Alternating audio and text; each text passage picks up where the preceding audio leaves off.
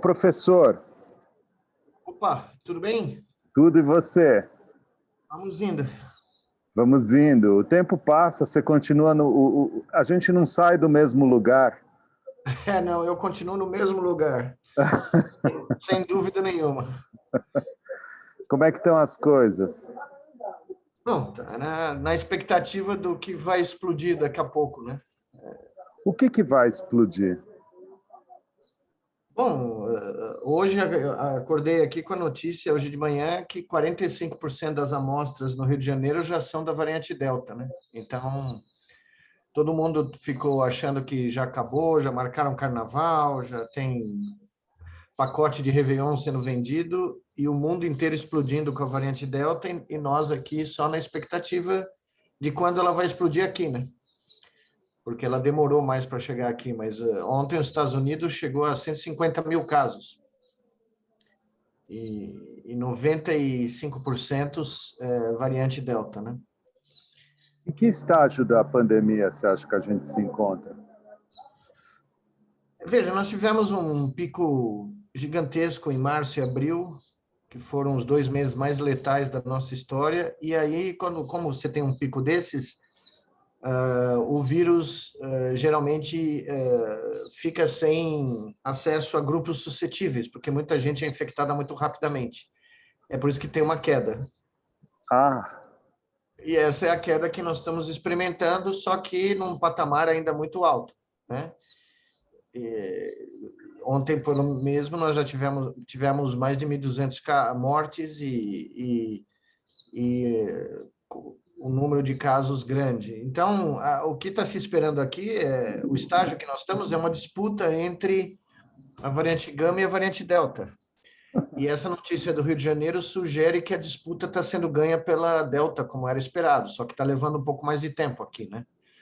Mas essa é a variável, porque a vacinação avançou, mas ela ainda avançou timidamente, né? Nós estamos chegando a 20% só de pessoas com 2 doses, né?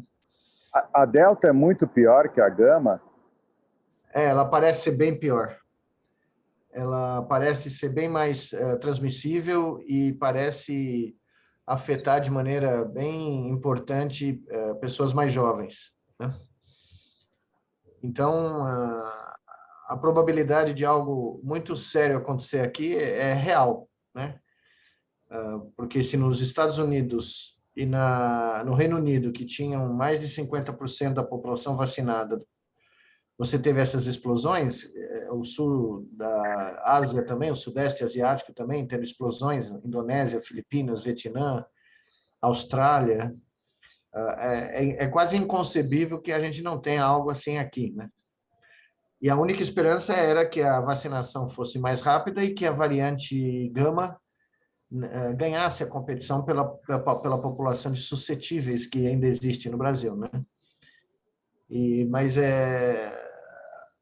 por exemplo, onde em Goiás, onde começou a transmissão comunitária, o primeiro estado que relatou transmissão comunitária no Brasil, as UTIs já estão enchendo, com um perfil de pessoas mais jovens sendo internadas, Brasília, de novo, está tendo, né? Então, mas aqui se jogou a toalha, né? Todo mundo já decretou vitória,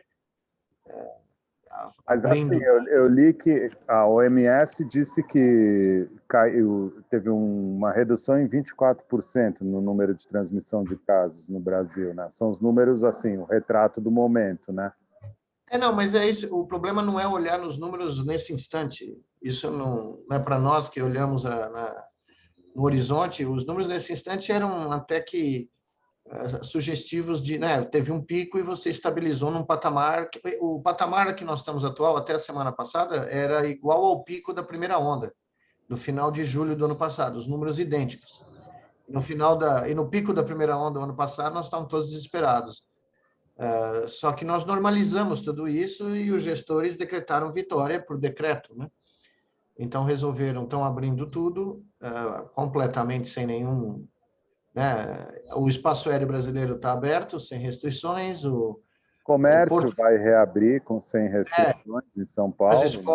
as escolas, né? E é temerário porque nos Estados Unidos você vê o perfil dos casos, são pessoas não vacinadas e jovens. Jovens, tipo que idade? Das internações está entre 20 e 30 anos, a mediana, o que é muito abaixo, é metade do que era na primeira onda. E você vê os casos, muitos adolescentes, muitas crianças começando a ter essa variante. E você tem, evidentemente, agora o acúmulo dos casos de pessoas que têm Covid crônico, que no Brasil são milhões, né? Então, tudo isso é o que eu tenho falado, as pessoas confundem uma análise de risco com uma estimativa de casos e mortos. A análise de risco não é uma estimativa dia a dia dos números, é qual é o grau de risco a longo prazo, médio e longo prazo. E o grau de risco brasileiro é altíssimo ainda. Crônico significa o quê? Que vai e volta?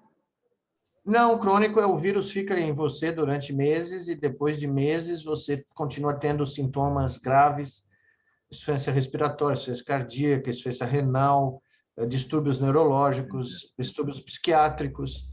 Tem agora diabetes induzida pelo coronavírus, por lesão vascular no pâncreas, síndrome gastrointestinal, ou seja, você tem todos os órgãos do corpo humano podem ser atacados pelo vírus cronicamente, né? E nós estamos tendo na Inglaterra e nos Estados Unidos já uma avalanche desses casos.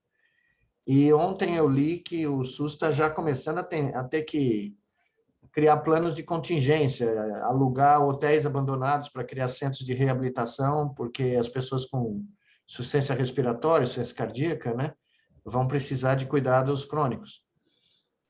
Agora, você acha, Miguel, que é o número de casos que aumenta? Porque, assim, o número de mortes cai por conta das vacinas. As vacinas estão dando uma segurada, né? Elas estão, mas quando você tem 150 mil casos por dia nos Estados Unidos, a chance de você gerar outras variantes é muito grande, né?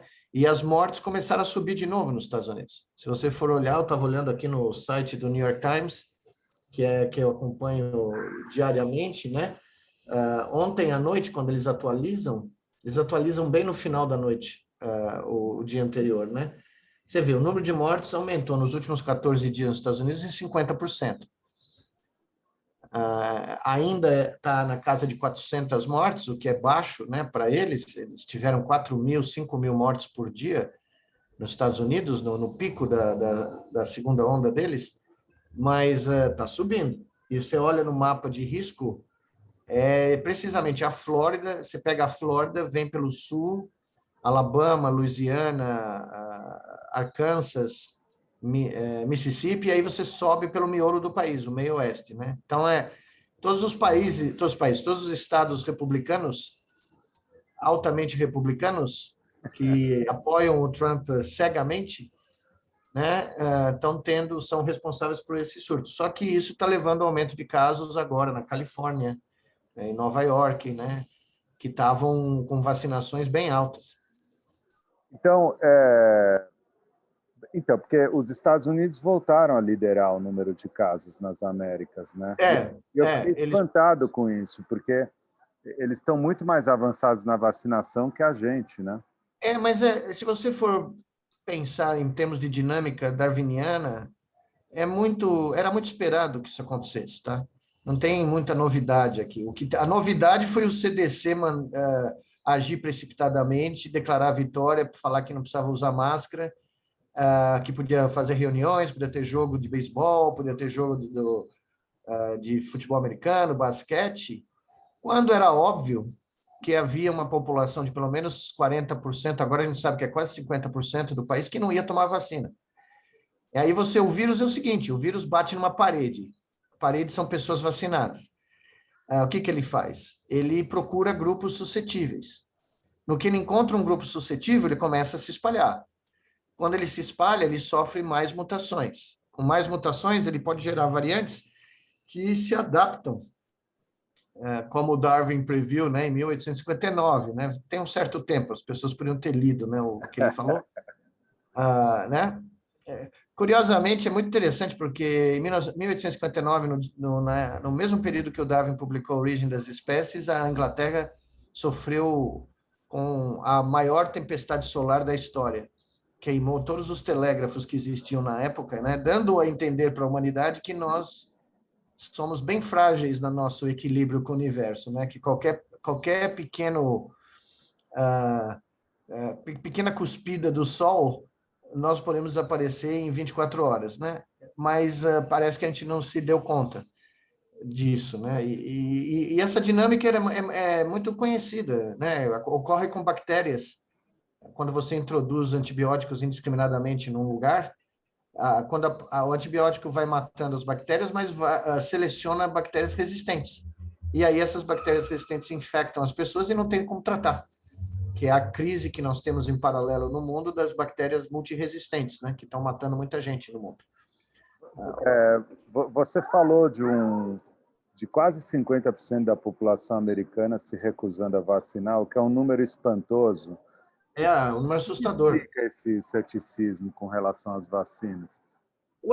Aí eu posso falar com propriedade, porque aí é neurociência, né? Basicamente é o que nós temos um vírus muito mais, não muito mais, mas um vírus tão mortal quanto o coronavírus, que é o que eu chamo de vírus informacional, que se espalha pela hiperconectividade digital que nós atingimos no planeta e infecta os cérebros das pessoas, apelando para os preconceitos e as crenças mais primitivas e mais absurdas que existem flutuando dentro do nosso cérebro, à espera de comprovação do mundo exterior.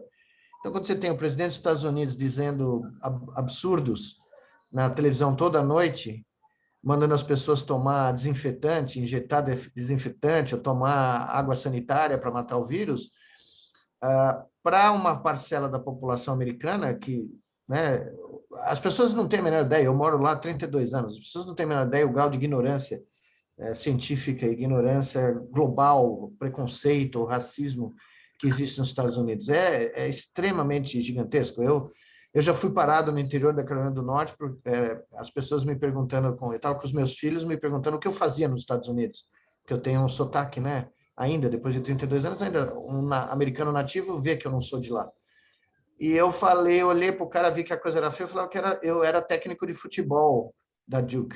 Porque se eu falasse que eu era cientista da Duke, chefe do laboratório, do centro, o cara era capaz de me bater, porque eu estava lá como estrangeiro roubando, na visão dele, um emprego americano, sendo que poucos americanos querem fazer carreira acadêmica hoje em dia, né? Então, o grau de ignorância nos Estados Unidos é gigantesco. E o grau de emburrecimento gerado pela mídia nacional, né, que é na vasta maioria, com raríssimas exceções. Veja o que o New York Times fez. Você é jornalista, eu vou falar essa porque essa eu preciso contar para você. O New York Times mudou o método de contabilizar medalhas da Olimpíada para deixar os Estados Unidos em primeiro lugar. Não estava em vez de usar o ouro, que é o método universal desde o início das Olimpíadas, no tempo moderno, o número de ouros, né, que poria a China em primeiro lugar e até um momento, semana passada, o Japão estava em segundo lugar, o New York Times disse que optou por fazer a tabela de classificação pelo número total de medalhas, porque é a única chance de pôr os Estados Unidos na ponta. E a imprensa do mundo inteiro caiu matando, falou que um absurdo, de onde vem isso? Parece um jornal zeco de uma cidadezinha do interior, que provinciano, que quer usar qualquer artifício para dizer que os Estados Unidos está ganhando a Olimpíada. Né? Então, a gente subestima o que a imprensa americana, a mídia e as redes sociais nos Estados Unidos fizeram. Você hoje, quando eu ponho no meu Twitter em inglês alguma coisa defendendo as vacinas, né, de um modo geral, eu não sou atacado só por brasileiros, aliás, é minoria, eu sou atacado por americanos, que vem na minha conta dizer que vacinas matam, que vacinas têm efeito colateral, ou seja, porque na minha conta diz lá que eu sou um cientista, né, de uma universidade americana. Então, os cientistas americanos, médicos que defendem vacina estão sendo atacados lá, violentamente em alguns casos, tá? Na França o pau está quebrando também, né? A Alemanha, no próprio Reino Unido, você teve passeatas em vários desses países contra vacinas, contra o lockdown, mas nos Estados Unidos é palpável a violência, tá? Você sente isso no seu dia a dia. Você vai num restaurante, já aconteceu comigo várias vezes, você está falando alguma coisa contra essas políticas absurdas americanas ou contra, né, a invasão do Iraque ou qualquer coisa científica mais elaborada, o cara levanta da mesa e vem tomar satisfação com você no meio do restaurante. Uhum. Você está eu moro numa cidade, um dos maiores índices de PhD per capita do mundo, tá? Porque tem 3 universidades gigantescas, uma do lado da outra, numa cidades pequenas, literalmente pequenas. Então, você olha para o seu lado, você está cercado de cara com PhD em física nuclear, PhD em sociologia, né? E assim mesmo, você corre o risco de, se você falar em público alguma coisa, como hoje em dia, falar sobre vacinas, né? Você ser contestado e, às vezes, agredido, né? Miguel, quando você viu, por exemplo, os jogos da Eurocopa com estádios cheios, as Não, pessoas sem máscara? eu posso te contar as estatísticas. Tanto na Escócia como na Finlândia, por exemplo, na Finlândia, no jogo que teve Finlândia e Rússia em São Petersburgo tinha 20% das mortes da Rússia naquele momento. Metade dos torcedores que voltaram de São Petersburgo para a Finlândia, finlandeses, foram positivados. A mesma coisa aconteceu no jogo Escócia e Inglaterra. De 4 mil torcedores, de 4 mil casos que apareceram em Glasgow e nas grandes cidades, né, escocesas logo após desse jogo, metade tinha ido para Londres assistir o jogo ou dentro do estádio ou fora, né? Então, a Eurocopa foi uma das razões que explodiu no Reino Unido. A Organização Mundial da Saúde calculou em 10% no continente europeu a contribuição dos jogos, quer dizer, é um absurdo. E aí você vê as Olimpíadas, né, em Tóquio, ocorrendo, e aqui no Brasil tem time de futebol reivindicando ter público nos jogos, entrando na justiça desportiva para ter público. Né? Quer dizer, eu falei hoje isso numa palestra e também num tweet que eu postei. O vírus não existe enquanto organismo unitário. Não tem sentido falar de uma partícula viral, porque ela não tem significância nem como, talvez, como organismo, né? Tem muitos biólogos que não consideram uma partícula viral como um organismo, né? Porque ela não tem maquinaria proteica, ela não produz proteínas, ela só é um carrier, né? Um carregador de uma bomba de RNA ou DNA, né? Mas o vírus é um organismo coletivo. Ele adquire poder agindo como, né, um grupo social gigantesco. Porque quando na função de infectar um hospedeiro com bilhões de partículas, aí ele tem poder, aí ele tem força. Você tentar combater um organismo coletivo com atitudes individuais, cada um atirando para um lado, seja uma pessoa, seja um estado, um município ou um país, não vai dar. Não funciona. Eles vão ganhar. Os bilhões e trilhões e quadrilhões de partículas virais unidas vão ganhar essa guerra. Então, nos países onde você agiu coletivamente, você teve sucesso. E mesmo assim, o sucesso é temporário. Veja o que está acontecendo na China. Né? Está acontecendo na China, aliás? Eles estão tendo surtos, né? Porque começou a chegar gente de viagem, começou a vir gente da Ásia, começou a vir gente de outros países, apesar da quarentena imposta, que foi uma das mais rigorosas do mundo, você sempre escapa alguns casos, né? E o número de casos é bem pequeno, mas veja, eu conheço Nanjing, eles estão fechando Nanjing, uma cidade gigantesca, tá? E eles vão fazer um lockdown da cidade inteira porque tiveram, eu não sei, um número muito pequeno de casos, 200 casos, mas para eles é óbvio que eles não podem perder o controle. E a China, a última vez que eu olhei, eu posso olhar de novo aqui, mas a última vez que eu olhei tinha passado de 1,5 bilhões de doses de vacina entregue. Eles já deram um número de doses superior à população deles, né? Ou seja, estão numa condição melhor que a nossa. E ainda assim, eles não abdicaram de lockdown, de rastreamento, de testagem em massa. Eles vão testar a cidade inteira de Wuhan nessa semana aqui. Porque eles entendem que se esse negócio perde o controle num país de 1,4 bilhões de pessoas, não tem volta, né? Ô Miguel, então, cientificamente falando, e considerando o que está acontecendo lá fora, a tendência é de chegar aqui no Brasil mais forte, o Delta? Veja, todas as ondas brasileiras tiveram precursores na Europa ou nos Estados Unidos. Né? Quando a gente olhava para os Estados Unidos e Europa e viu o que está acontecendo, ali daqui a algumas semanas, 2 meses, acontecia aqui. Foi assim na primeira onda, foi assim dramaticamente na segunda onda, por isso que eu fiz o aviso da segunda onda em novembro do ano passado. Ela só ocorreu de verdade no final de fevereiro. Ela só explodiu. Mas ela começou a crescer, sabe aquela marola que vai aumentando, aumentando, aumentando? Ah, Ela começou a crescer na segunda semana de novembro. A gente olhando agora os dados para trás, o aviso foi dado exatamente no ponto de inflexão da curva. E foi exatamente o que eu fiz aqui para essa terceira onda agora, algumas semanas atrás.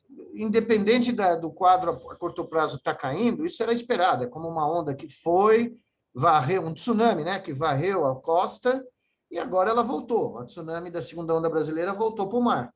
Só que ela está pegando energia. E essa energia vai reproduzir aqui de alguma maneira, em que escala a gente não sabe, porque existem variáveis locais que influenciam isso, ela vai reproduzir a dinâmica que aconteceu nos outros países. Então, quem não está vacinado, quem é jovem, pessoas com uma dose só, que não estão protegidas completamente, são suscetíveis à variante Delta. Se a variante Delta não for represada pela variante Gama, para a qual, né, nós já temos alguma proteção, e que dominou o Brasil, a variante Gama, veja, ela saiu de Manaus, né, ela saiu da Amazônia, e levou 3, 4 meses para tomar conta do Brasil inteiro. É esse prazo, se você for olhar os primeiros casos identificados no Maranhão, naquele navio, se você for olhar, é o mesmo período que está levando para a variante Gama se espalhar pelo país inteiro, saindo de Manaus, né? mas por que é melhor a variante Gama predominar sobre a Delta? Porque nós já temos uma população muito grande que teve contato com ela e desenvolveu anticorpos naturais a ela. E Entendi. porque a vacina que nós temos, eu estou olhando aqui as doses da China, porque eu não quero deixar você sem o último valor aqui. Mas a vacina que nós temos claramente pega a gama e nos protege de casos graves, hospital, né? Olha aqui, só para você ter uma ideia, querida dona China aqui, é impressionante. No dia 26 de fevereiro, quando eu olhei pela primeira vez, a China tinha dado 20 milhões de doses, está menos que o Brasil. Nesse momento, eu estou pegando o número agora oficial de ontem. Só está aparecendo aqui no meu site, aqui, só porque eu estou falando, o site está indo devagar. Mas, enfim, olha aqui, 1,71 bilhões de doses. Nós estamos no quê? Dia 4 de agosto. Em um pouco mais de 5 meses, a China basicamente entregou 1,7 bilhões de doses. É algo assim inacreditável, tá? É algo, não dá nem para descrever. Você está falando de médias superiores a 20 milhões de doses por dia, tá? 10 vezes, mais de 10 vezes do que o Brasil está fazendo. Mas, enfim, a variante Gama, ela é conhecida do sistema imunológico do país, como um todo. Uhum. E a variante Delta, ela traz complicações, porque ela traz mutações estratégicas naquela proteína lá, S, que se conecta com as células, né, das mucosas, né? E a gente não sabe, as vacinas protegem contra a Delta, mas há uma queda de efetividade, né? É uma queda que diferentes estudos mostram diferentes números, mas ela cai de 90% para Gama para entre 60% e 75%, tá? Entendi. Então, a proteção ainda é alta, ela é muito boa, mas a qualquer momento a Delta pode sofrer uma mutação. Na Índia já existe uma... A gente perdeu o contato com a Índia porque as notícias da Índia sumiram, não sei o que aconteceu, mas a Índia apareceu uma mutante chamada Delta Plus, tá? Que é também meio assustadora, mas eu perdi contato porque, de repente, as notícias da Índia sumiram do noticiário internacional. Eu leio jornais indianos em inglês, mas lá também é difícil ter informação na Índia. Então, a gente está numa incógnita. É aquele negócio que você diz nos Estados Unidos, seu pescoço está na mão de outro, né? Nosso pescoço está na mão da variante Gama. Se a variante Gama ganhar a competição pelos suscetíveis no Brasil, nós estamos em melhor forma. Se a variante Gama perder para a variante Delta o acesso aos milhões de brasileiros ainda suscetíveis, nós vamos ter outra grande explosão. Grande, tipo a segunda, coisas assim. Ela pode ser como foi a segunda aqui. Veja, eu acompanhei, eu não sei se... Você deve lembrar que a gente conversou sobre isso, eu tenho certeza. Eu tenho acompanhado o número de mortes mensais no Brasil, né? E a gente tinha conversado que março e abril foram os meses mais letais da história, com mais de 188 mil mortes nesse período, sendo que a média do Brasil pré-pandemia era de 100 mil mortos por mês. Nós tivemos 188 mil em março, 187 mil em abril, aí caiu para 163 em maio, 163 em junho, e agora, nesse instante, em julho, nós estamos já, e são dados preliminares, com 144 mil óbitos. Quer dizer, caiu, mas ainda é 44% a mais do que a média mensal de mortos até 2019. Uhum. É um excedente de mortes impressionante. E não é só por Covid. É um excedente de morte porque o sistema hospitalar colapsou, as pessoas não tiveram acesso a hospitais, a UTIs, a medicamento, né?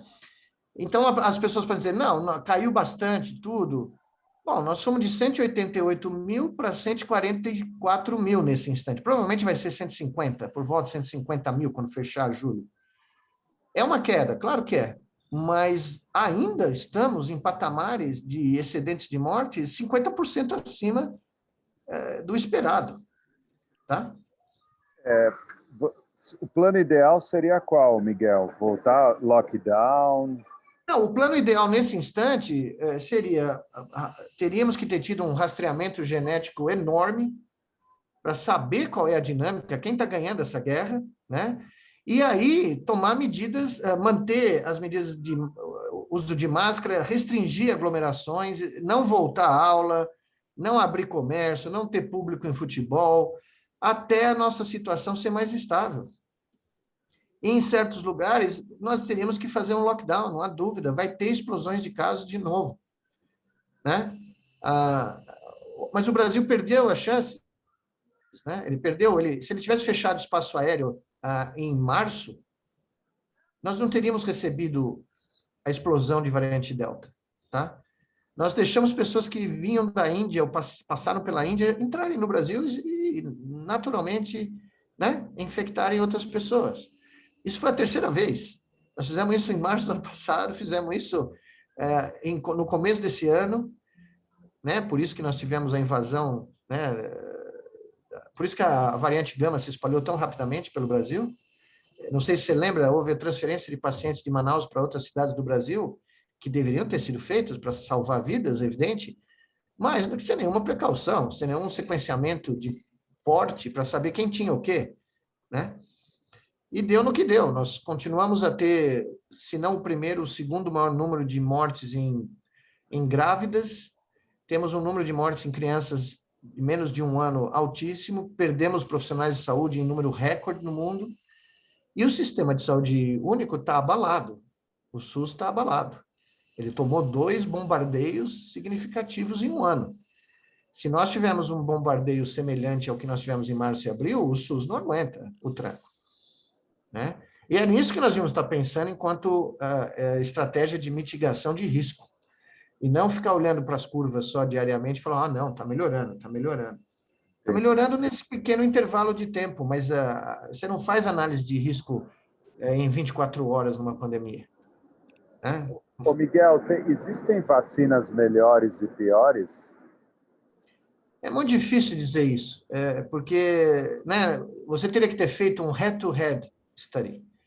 O head-to-head é o seguinte, você pega uma população grande, você divide em grupos aleatórios e usa uma vacina em cada grupo, tá? E grupos que são homogêneos, né? E tem um grupo controle, que não dá mais para fazer porque é antiético nesse instante. Então, você faz um head-to-head study. Você pega um grupo dá só uma vacina, o outro só outro, o outro só outro, e aí você compara. Isso deveria ter sido feito, né? Porque era possível de fazer. Agora, o problema nosso é que você nunca sabe que vacina você vai ter disponível. Então, por exemplo, pessoas como eu, que tomaram uma vacina X de primeira dose, precisam tomar a mesma vacina, né? Eu, daqui a 15 dias, preciso tomar a segunda dose da vacina que eu tomei de primeira dose. E, de repente, eu nem sei onde vai ter essa vacina. E se vai ter essa vacina? Mesmo porque A bula da vacina recomendava uma segunda dose em 21 dias. Eu esperei 12 semanas. Tudo bem, tem estudos que dizem que até é bom, até ajuda, mas não pode passar de 12 semanas, né? Então, o grau de incerteza no Brasil é tão gigantesco que você nem sabe se você tem disponibilidade de ir no mesmo lugar que você tomou a primeira vacina para tomar a segunda dose. E nem metade da população recebeu a primeira dose até agora, né? Os números atuais, exato, os números atuais melhoraram, porque, veja, nós conseguimos melhorar, inclusive, a relação primeira e segunda dose, né? Nós estávamos tendo muito mais primeiras doses por dia do que segunda, e isso estava criando uma preocupação bem grande.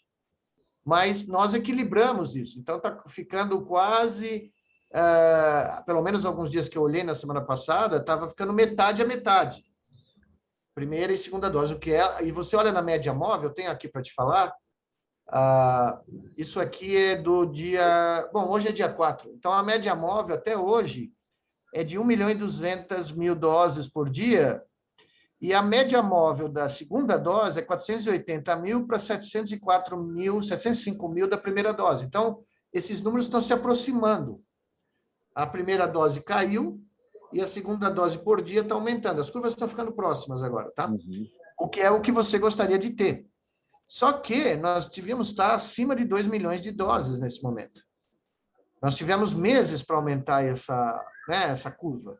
E nós alguns dias nós cruzamos 2 milhões de doses por dia. Mas veja, os Estados Unidos, que não tem uma tradição, uma infraestrutura como a do Brasil, do ponto de vista de saúde pública, chegou a 4 milhões de doses por dia.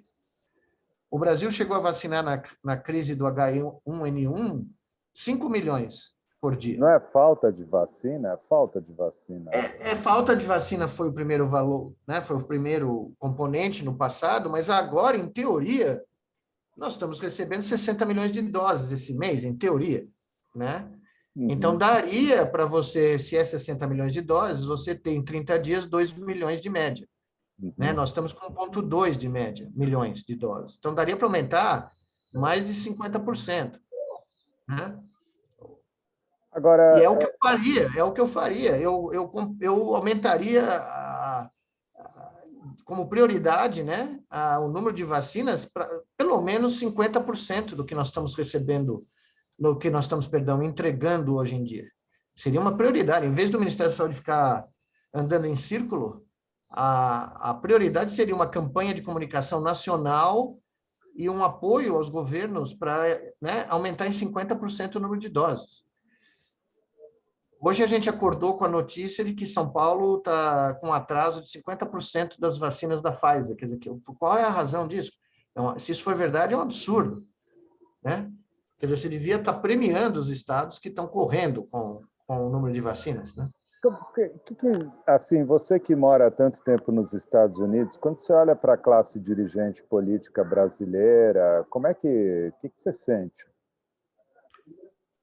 Bom, eu tenho falado ultimamente que a pandemia fez a política brasileira derreter, né? Ela expôs a falta de preparo da classe política, da maioria, não de todos, mas da classe política como um todo, para os desafios do século XXI. E mostrou que a classe política não tem nenhuma condição, nesse momento, de dialogar com a ciência, porque às vezes, nesses diálogos, quando a gente, como cientista, está habituado a debater ideias e quem ganha o argumento é quem tem a melhor ideia, que prova ser a melhor ideia, mas eu enfrentei embates falando sobre a pandemia com políticos brasileiros, fiquei chocado com o grau de, né, às vezes até de grosseria, né, da pessoa achar que é uma discussão pessoal, que é um caso de, né, você está querendo ter alguma agenda ou outra, e, na realidade, quando você recomenda um lockdown, você está recomendando um lockdown para salvar vidas, porque a experiência mostra que, né, os países que fizeram isso se deram bem. Então, o que eu senti foi uma decepção profunda, mas profunda mesmo. Claro que a maior responsabilidade é do governo federal, que é provavelmente o pior da história do Brasil, de tudo, da monarquia, pré-monarquia, monarquia, república. Duvido que os tupi-guaranis tinham um governo pior do que o que nós estamos vendo nesse momento. Muito pelo contrário, nesse momento eu entregaria o governo federal para qualquer tribo pré-colombiana da América do Sul, que eles dariam um jeito melhor do que nós estamos dando, tá? Estamos dando, mas a grande culpa política é do governo federal, sem dúvida nenhuma, mas não fica aí só, não.